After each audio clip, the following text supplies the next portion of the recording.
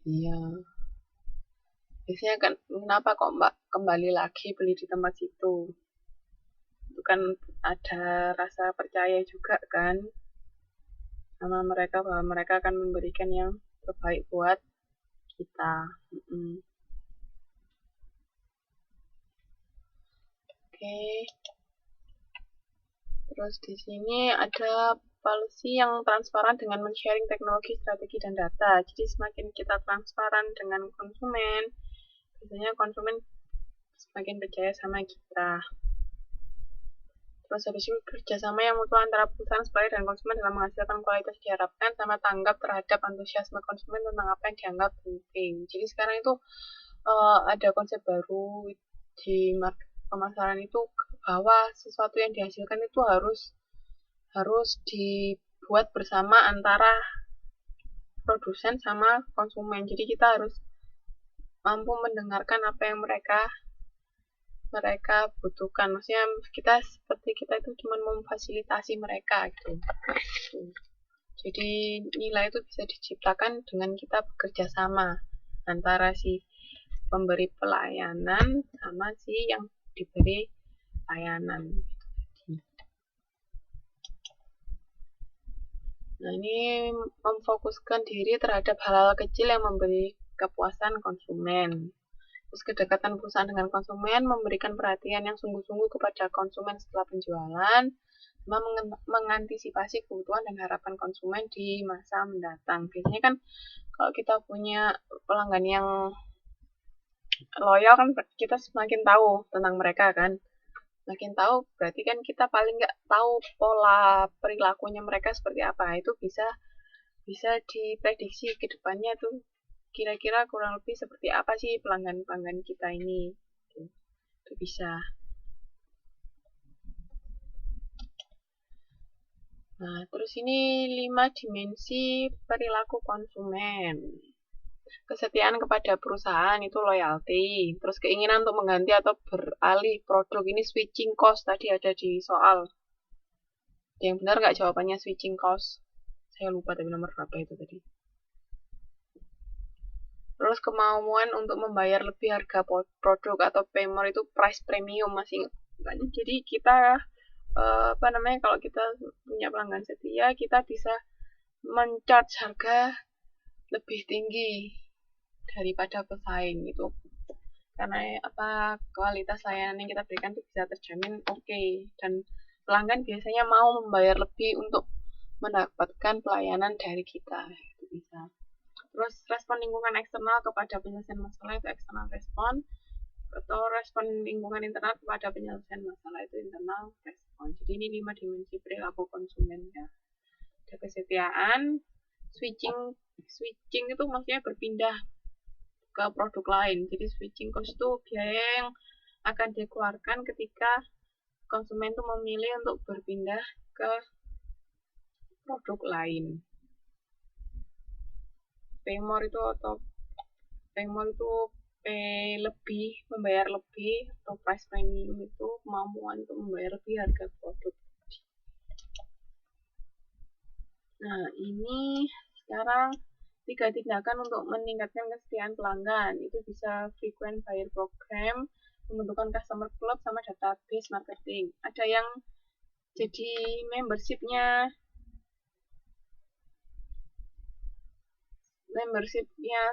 suatu tempat nggak? Ada yang ikut membership?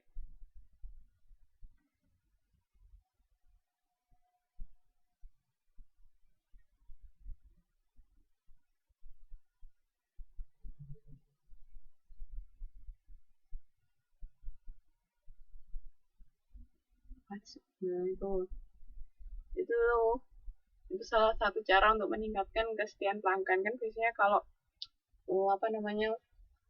kita punya kita punya kartu pelanggan, otomatis kan kita lebih belanja di sana aja. Kalau misalnya kan biasanya kalau yang punya kartu pelanggan tuh ada uh, ada kelebihan yang diberikan kan, misalnya bisa dapat diskon, atau misalnya kalau sudah mencapai poin sekian dia dapat dapat apa dapat bonus apa, poin apa ya itu.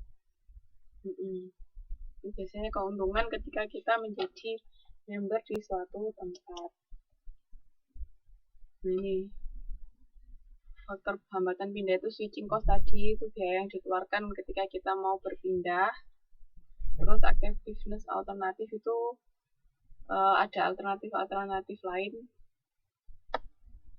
Habis itu yang ketiga interpersonal relationship. Itu tadi kan kalau kita semakin semakin dekat hubungannya sama pelanggan kan biasanya mereka enggan untuk berpindah ke tempat lain. Seperti itu. Sampai sini ada yang mau ditanyakan kah?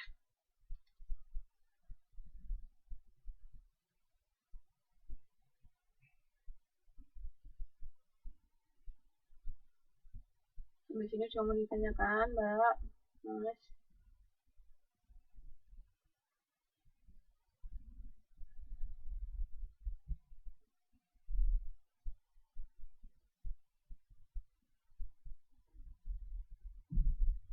Lanjut lagi.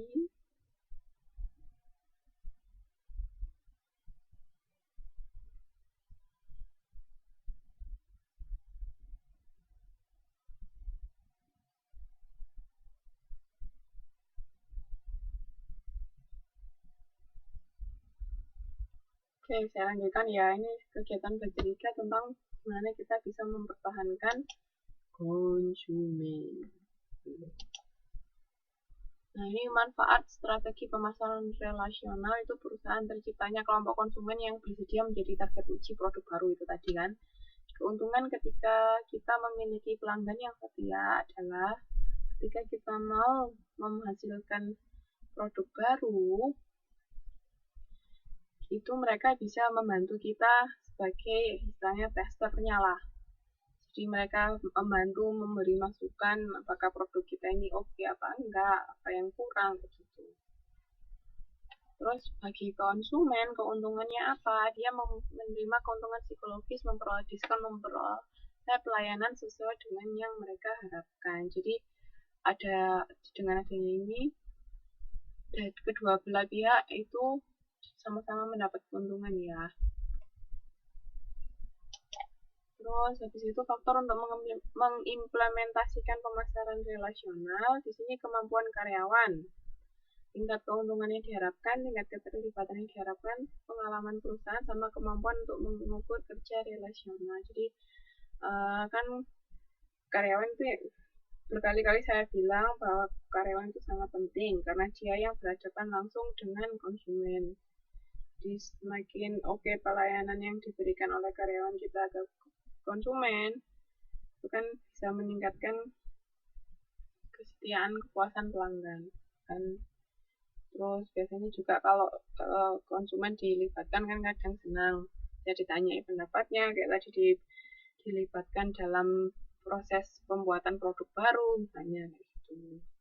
Terus pengalaman perusahaan juga kan biasanya semakin perusahaan kita sudah semakin lama berdiri, kita kan tahu trennya, maksudnya perilaku konsumen yang kita punya itu seperti apa, yang tadi saya bilang bisa kita prediksi ke depannya seperti apa gitu. Nah, ini ada yang namanya customer bonding, sistem baru yang berinisiatif untuk mempertahankan hubungan dengan setiap pelanggan atau calon pelanggan. Itu namanya customer bonding. Terus dasar dari customer bonding itu adalah sebuah strategi yang berpusat pada kesetiaan pelanggan. Penampilan jujur perusahaan pada konsumen yang disampaikan melalui media tertentu, sama pengalaman konsumen memakai produk atau jasa yang memenuhi atau melebihi harapan.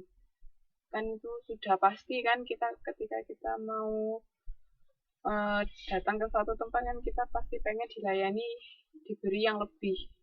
Apalagi sampai misalnya kita sangat terkejut, kita misalnya dapat apa, nah itu kan akhirnya di konsumen itu kan mempunyai kesan yang mendalam. Jadi kayak iklannya apa itu yang kesan pertama begitu menggoda.